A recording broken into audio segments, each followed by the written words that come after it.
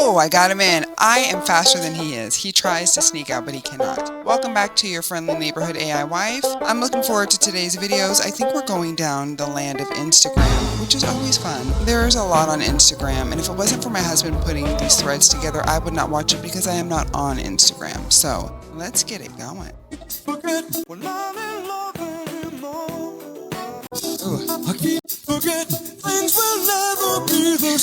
Oh, that's why I don't drink anymore. Oh, honey. If you've never been this drunk, we can't be friends. We shouldn't be friends if we're getting this drunk together, okay? We need to help each other. Oh, Lord. Japanese have built a massive wall in the sea, preventing ships from passing through. It reportedly cost around $80 billion to construct. So, what is this wall for?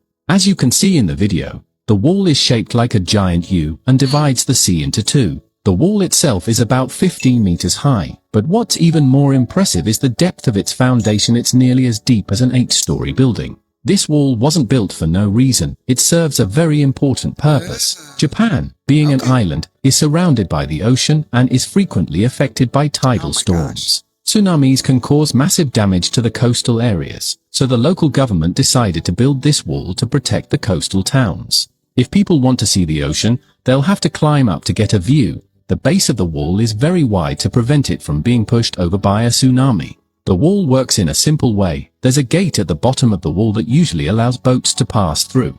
However, building such a wall doesn't guarantee that a tsunami won't break through.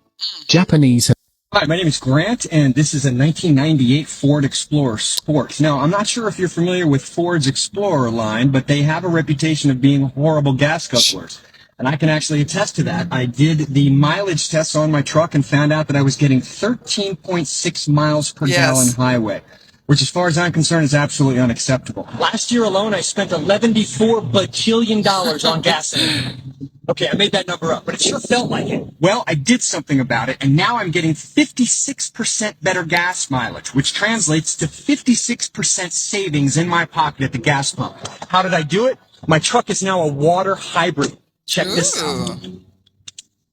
Well, technically, it's a hydrogen on-demand hybrid. What we have here is distilled water with 1 teaspoon of baking soda used as... Before we go any further, I would just like to say that this is an old school guy who said, I am going to bring new technology into my old school car because I'm not getting rid of this Ford Explorer. And we all know about the Ford Explorers. We used to call them exploders back in the day, and the gas guzzling is at an all-time high. 13.6 gallons, that sounds just about right. I remember having trucks like that, cars like that back in the day. Now these new efficient energy cars, so much better. I just drove a car the other day that it was like 2-3 days of gas. It was a quarter tank of gas. It was $11. It was an electric car. I'm just like, oh my gosh. I've gotten rid of cars because there's so much gas and it costs too much to even fill them up. But in his case, he's like, I am a dedicated Ford Explorer guy, and I'm not getting rid of this car. So I'm going to make sure that I could figure out how to put gas in it without costing me an arm and a leg. I'm not mad at him. ...a catalyst. We tickle that water with 12 volts of electricity, and what it does is it separates the hydrogen from the oxygen. That gas is then sent into the combustion chamber, where I was formerly getting a 30% burn. That's right, in all of your gas vehicles, you only get a 30% fuel burn, which translates to 70% of your fuel, of your gas, comes out of your tailpipe. Now, however, I'm getting a 100% burn in my combustion chamber, which means a few benefits. Number one, after a couple hours of running hydrogen, it had blown years of deposits out of my engine. My engine actually idles so quietly in city traffic I can't even hear it. My torque increased. My horsepower increased. Hi, my name is... That is awesome. What is this? It's not grass.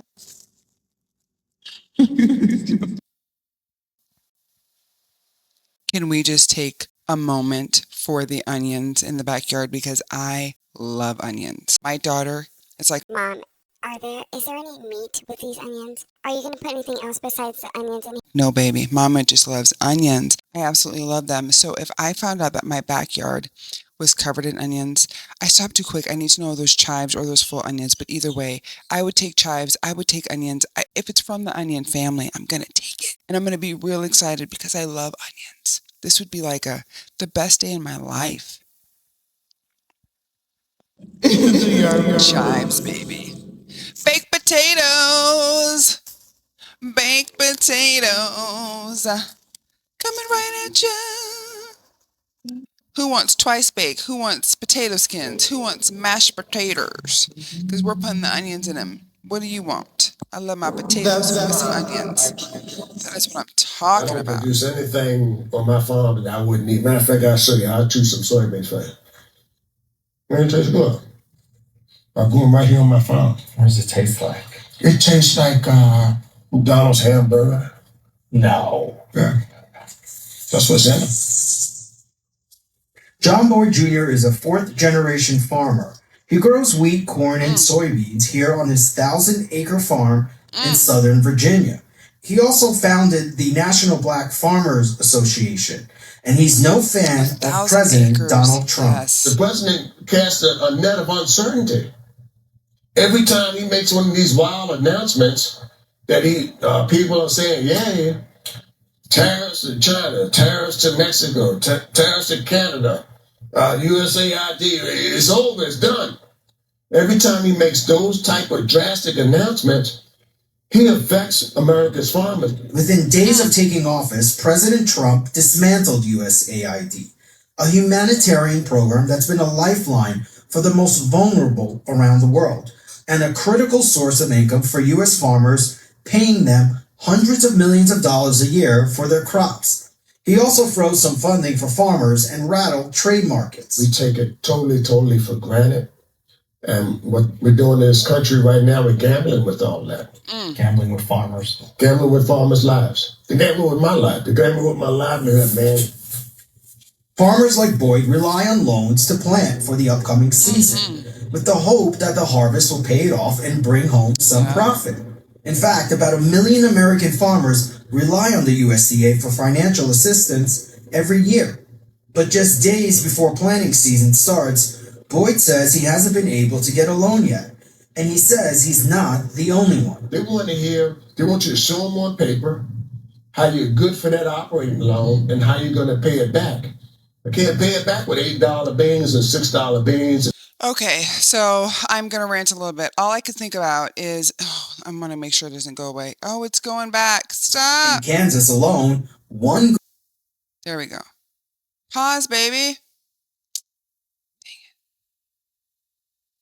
Well, I'm going to talk about that as it goes on. So the biggest thing about watching what's going to happen with the farmers is I think they're going to take it to where we don't have local farmers here anymore and we outsource everything, and we're going to allow somebody to come in, and then it's going to be under the guise of, oh, they're going to promote more jobs. I feel like that's what's going to happen, because if it's hard for them to get their financial needs that they need and their aid, it's going to be easier for somebody who comes from out of the United States. So that's what I think the long game is. They just don't want to tell anybody. I feel like we are outsourcing a lot of stuff, even though we're saying we're trying to bring jobs back.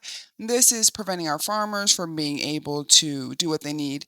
They need those funds to be able to make sure, and for them to have all of the details, which I understand. A bank wants to know, what are your plans? What are you going to do? But it sounds like they're making it harder for farmers, and I know it's even harder for Black farmers. So let's see how this turns out, but I think they're going to start outsourcing everything, and I already know of outside corporations who have been coming in and buying land and everything too. So it is a big mess, and we depend on that. So that's what makes me very nervous. Here we go. And boom. We'll get it. And we'll go on. Okay, we're still on it. But John Boyd doesn't share that optimism. He's not just worried about the future of farming, but for the future of his own farm. I bet. I have 4 children, and I know that my kids have watched me scuffle, throughout my career. And they're not going to want to do this if this administration continues to make it more difficult than it already is. Yeah. I don't produce anything on my farm that I wouldn't eat. Matter of fact, I'll show you. I'll choose some soybeans for you. See, Man, this is scary. I grew them right here on my farm. What does it taste like? It tastes like, Oh my gosh. Look at that. Oldie but goodie. Folding pocket count. It's a lantern from the late 19th century. These women are shoveling sand into long tube-shaped bags. Do you know what they are doing? In parts of China affected by desertification, people use these sandbags to slow down the spread of sand. They fill long tube-shaped bags with sand and arrange them in rows across the land. These sandbags act as barriers, reducing wind erosion and preventing sand from shifting. Over time, this creates a more stable environment where vegetation, such as grass and trees, can take root and further reinforce the soil. This simple method is helping to improve land that was once covered by sand, making it usable again. Do you think this method could be used in other desert regions around the world? Absolutely. These women are shoveling. My dearest Rajni, being yours is the greatest blessing in my life, and I can't wait for the day when I can make you mine forever. When 57-year-old Rajni Goswami took the plunge, getting on a dating app a year after her divorce from a 32-year marriage, she was looking for companionship. I think I was not ready to be honest. I was just feeling very lonely. She thought she'd met her match. Forever yours, Harry. 61-year-old Harry Berter, who told Goswami he lived in Los Altos, but was traveling to Turkey for work. You know, every day he was calling me. Of course he was. Like, he was talking so like, oh, I love you, this, that, I liked you, this. Like, I don't know, he hypnotized me and nobody talked to me like that. So when Berter needed assistance paying for some materials for his work project, Goswami was happy to help. She transferred more money to him. Goswami thought she was doing her due diligence. She had Berter send her a picture of his license and even his passport. It's not clear whose photo this may or may not be, or who Goswami was speaking with on the phone. But as for his address in Los Altos, it is a real home. Information Goswami only found out later. I was asking him, how come you are not on social media or anywhere else on Google? He said he's a private person. So I believe that, My dearest.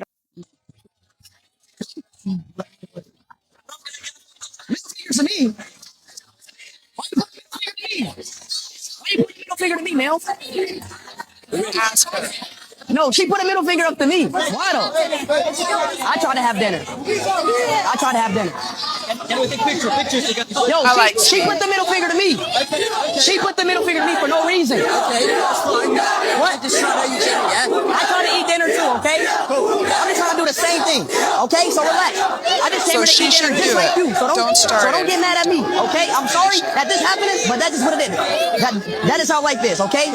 Nice to meet you. You guys want late and we'll carry on about dinner. All right, okay. Well, next time, tell that young lady not to throw a middle finger at me. 'Cause I didn't do anything to her, okay? All right? Okay. Have a nice dinner.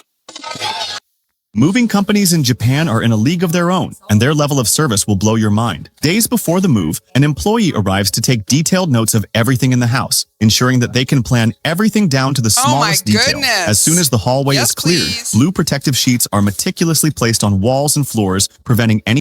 They're like, but we charge all of your limbs in order to do this for you. So don't you think that we will not charge for every single body part in order for us to do this. But I would probably pay because that, when you're moving, you have enough stress as it is and you don't want to do all of the packing moving. So yes, please.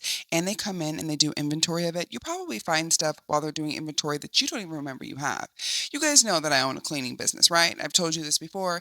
And I will go in people's homes and they don't even remember what's in half their rooms. Most people have 2 to 3 rooms of just storage and they're like, haven't been in that room in years, but there's a bunch of stuff in there, right? I am a person who over the years, I have found people's lost belongings. Like, oh my God, I've been looking for those keys forever. I've been looking for that remote. I'm like, well, it was underneath your couch that you don't ever move. But hey, I don't judge, I just clean. But in this case, you would have somebody come in, do an inventory on everything in your house and then pack it. Yes, please.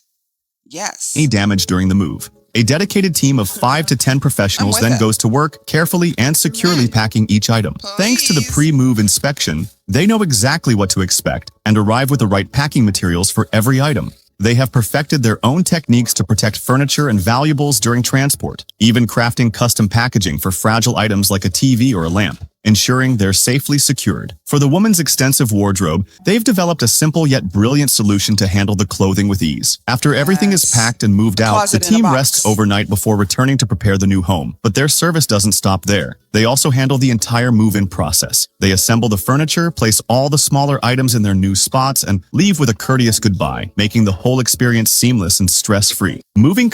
Oh my gosh. We're going to end on that note because that was a phenomenal business. It's not easy to have a moving business too because you're up against so many different variables. You could be going into a home that has really heavy furniture, a lot to organize. So to know that they're doing that business and they're doing exceptionally well and to the levels that they go to please their client, I mean, that's top tier. I have never been into doing any type of moving. Over the years, people have asked me, hey, do you lift? Do you move? I don't do any of that.